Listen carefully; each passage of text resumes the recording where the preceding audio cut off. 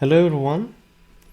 Today I'm going to talk about something very interesting, which is some work that I did regarding Android HAL integration. And today I want to present this case study to you.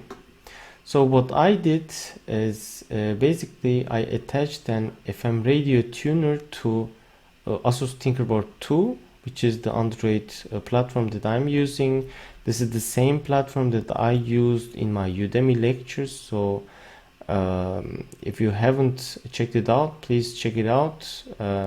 This case study is basically a bit more advanced with regards to the Udemy lecture, and if there is enough support, I can maybe record another lecture just regarding the HAL integration. But in this video I just want to introduce the topic to you.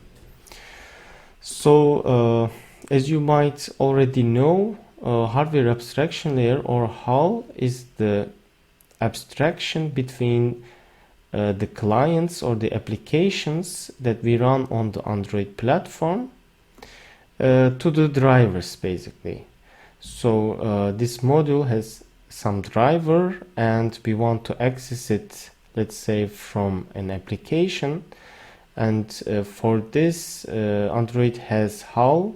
Android version of HAL basically lets us store the hardware dependent code in the vendor partition, and the rest of the Android system goes to other partitions such as system, ODM, product partitions.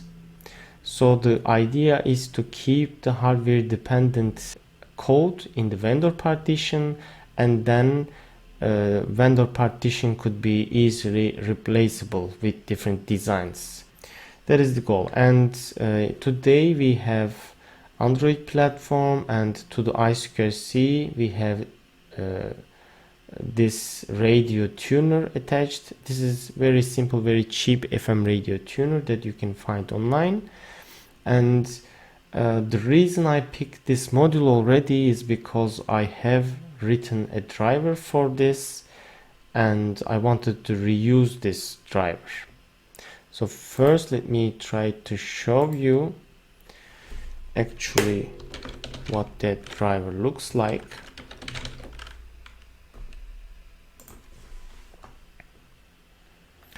It is a really simple driver, but it is what I, let's say, created based on some tutorial that I followed. And what this does is basically utilizes the I2C platform driver and exposes a sysfs interface so that you can use some commands from the sysfs, from the let's say file system, in order to set the device frequency and tune into some stations or scan some frequencies. Alright, so yeah, so these functions, for example, allows us to expose to the user space this sort of folders, and from the user space we can use some commands to set stuff or get stuff, let's say. Okay, so this is the idea of the driver, and let's go back to our page. So we want to integrate this to Android. At the left side here I have let's say a simple schematic showing all the different components in the system. What we want to do is first we will integrate this. Let me change my pencil. Okay, so I downloaded this C file, and then I simply found where let's say kernel is located in Android ASUS Tinkerboard 2, and it's here, and simply I copied the driver. So let me go back, drivers, MISC, and here's my driver. And then I modified the makefile to include this as a kernel object basically. Okay, so this is the first step. We have some driver written in Linux kernel API that is making use of the I2C, and we have integrated it to the kernel. So this is just like the same as what you would do in Linux. There's no difference here. And this driver basically makes use of two drivers, mainly I2C platform driver in order to let's say make use of the I2C pins, and GPIO driver to configure the I2C pins. Okay, so this is basically I showed the ideal form. So actually I'm using some sysfs folders here, but at the end it will be some device node here. So you can instruct the driver to create some, let's say, driver node, and you can use this node in order to communicate with upper layers. So this will be how it is at the end. And basically from the driver side, if we expose this to the user space, then yeah, our hardware abstraction layer can communicate with this using the system calls, and yeah, the, let's say, interface exposed by the hardware abstraction layer could then be used by some example clients or Android framework itself in order to let's say set the current radio station. So I have here some native C++ example HAL client and some Java example, and these will be either in the systemx product or ODM partitions, and our hardware dependent portion here will be in the vendor partition. And in the vendor partition basically we will have two artifacts. One is the HAL service. HAL service main purpose is to expose the HIDL interface, and this HIDL interface will then be used by several other clients. As I told you, it could be native C++ applications, it could be Java application, or it could be Android framework itself. But those sort of things, of course, require us to make some security enhanced Linux adjustments. Okay, so we have the driver. Basically, we have integrated it. Let's go on. Second is the device tree modification that we must do. For this, I2C actually is fairly easy. So for this, what I did, let me quickly try to find where my schematics are located.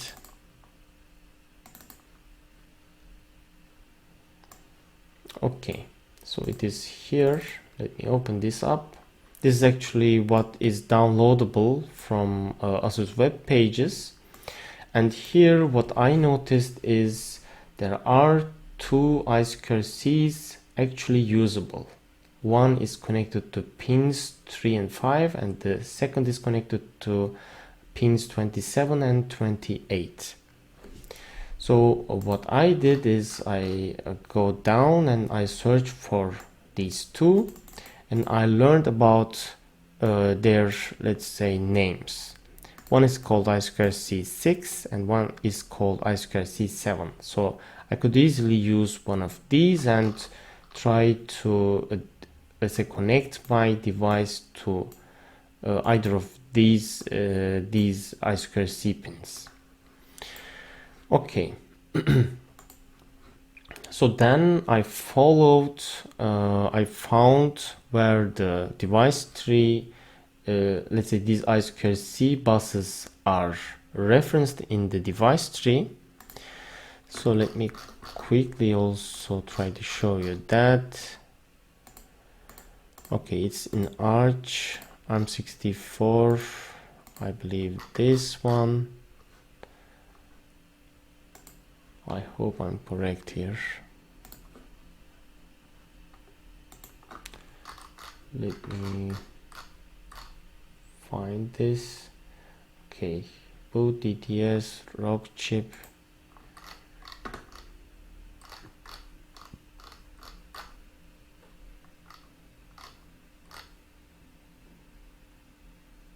It's this one here. So you can see the modification that I did. First, I checked, of course, if these nodes match with, let's say, names given in this table, and indeed they match. So what I did is basically I selected this I2C1, and first it was disabled. I enabled it. Then I added my device tree node. When I do this, it will make sure that during build, during kernel, let's say boot initialization, my driver will be loaded, and if there is such a device, then let's say the probe function in my driver will be entered.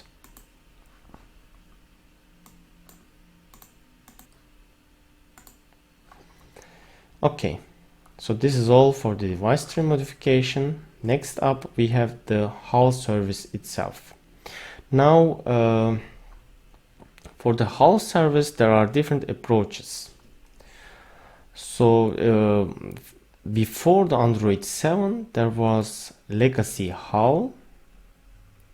And with legacy HAL, basically, it was completely hardware dependent code that is in the system partition. So this is not desired at all. So this was deprecated. Then what came was binderized HALs. Binderized HALs are basically HIDL or AIDL. And with current version of Android, you can see both versions. But in the Android web pages, it is stated that in the future HIDL will be completely deprecated, so AIDL will be taking place for all of the hardware abstraction layers. For this case, I decided to use HIDL because I wanted to experience with it actually, because I have experience with the AIDL before, but I haven't for the HIDL, not much actually. So I decided to use HIDL, and first thing to do is to create a service, HIDL service, that will be exposing the interface that will be used by the clients. So service CPP looks something similar to this. You just call a configuration for the RPC thread pool, and then at the end you join the thread pool, and you have the implementation for the interface, and you instantiate it by using the Android shared pointer, and then you simply register this as a service. So this is basically all it is for the service CPP, and it is quite similar for the AIDL as well, only HIDL uses a stricter syntax basically. Okay, next up, for this service we need to, let's say, have some SE Linux policies. I did experiment with this a bit, and I found some ROG chip examples for the HALs that they did, and I let's say gave some details, some SE Linux rules here. Basically what's important here is you must let's say defined your service as a hardware service manager type. This is one thing that's important. And the second is for the, let's say, service permissions. It's quite straightforward. You can use what you already use for other daemons, such as this, and you can basically have the daemon domain, and Android will take care of the rest. You just have to add some allow statements depending. One more thing to mention is you must also call this add hardware service, because this will make sure that the clients are also recognizable. So this is something different from let's say service SE policies. So that's about it. So I have some Rockchip things here. I can delete this, not important. And that's pretty much it. And also you give, of course, your service some file context, and that will be all. Next up, for the service or for the exposed HIDL interface, we must define some manifest and compatibility matrix entry. So these are basically some XML files that check each other. Device framework manifest is basically what your solution provides to the framework, what device provides to the framework, and compatibility matrix is what framework expects of the device. So these are checking themselves, let's say. And yeah, you have to find some XML files where these are located, and you must add your interface basically. And yeah, for this I can quickly show you what I did.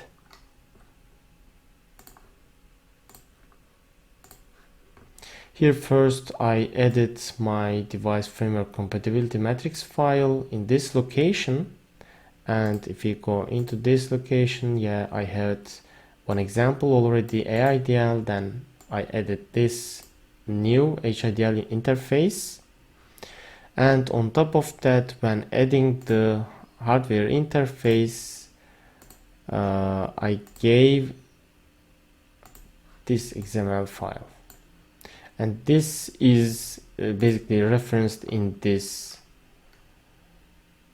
wind fragments. So this is what we are providing, and the other file that I showed is basically cross-checking it. And while on the subject, I can show you how currently the HAL looks. It is under some device hardware interfaces, FM radio 1.0. And here is the service CPP, and here is the service implementation. But I haven't, let's say, go forward with the implementation just yet. I wanted to show you my approach and my progress. Okay, so next up we have the manifest and compatibility matrix XML files modified. Next up is the HIDL interface definition and implementation. For those, I also have some portions of the code here. This is the .hal file, and this is from the CPP file. So FM radio, header file, actually this one. So basically you are defining this interface. Any client can execute these functions, and in the CPP implementation you have the callbacks for these interfaces, and yeah, in these callbacks you can execute some system calls. You can have some, I don't know, POSIX implementations in order to do your thing and communicate with the driver. So basically this hardware abstraction layer is something in the middle here. Okay, next up we have the example HAL client CPP. So this is in the upper layer, how actually we are using this HIDL interface. For this we are using our HIDL interface as a shared library. So this is some .so file actually, libvendor blah blah blah .so file that will be in the vendor partition, and this will be used from the HAL clients. And yeah, in the implementation you will be including the header file associated with it, and then simply you can use this get service method, and yeah, once you did this, then you're able to execute some functions from the HIDL interface. So here what will be done is basically, okay, from example HAL client, user will be setting some station, and then this information will be passed to the HAL implementation, and in the HAL implementation we will be opening this dev fm radio file by using system calls and also passing this frequency, and then of course this will be passed to the kernel driver, because in the kernel driver we will have some character device implementation. And then yeah, basically in the driver, once you have this information passed, you can have access to the device, I2C pins, and you can set the station. Okay, so the last one is example HAL client Java. This is actually still in progress, but before I do, let me quickly also show you this client. It's really simple. It's located here, Android BP file. It's looking like this, and yeah, main CPP looking like this at the moment.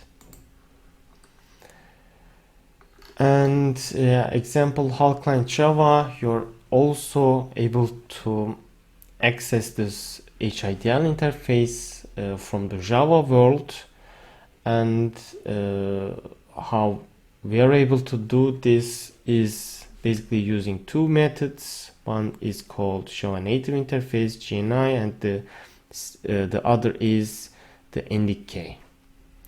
So when generating this, let's say a SO file, you are also able to generate some Java files wrapping this library, and by simply using this Java you are able to let's say use functions inside this HIDL in this Java client.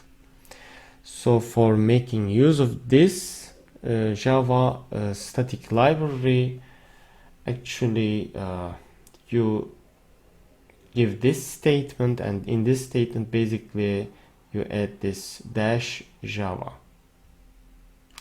But of course, as I told you, this is something in the works at the moment. I haven't figured out quite yet how to do this, but I just wanted to introduce you to my little project here and my understanding how to pursue this driver porting and hardware abstraction layer implementation in Android. I hope you enjoyed the video, and if you enjoyed it, please give it a like and let me know if you would like to have some detailed explanation how we can do such a thing, or if you are interested in such introductory videos or tutorial videos, then I will hopefully get to it. See you in the next video.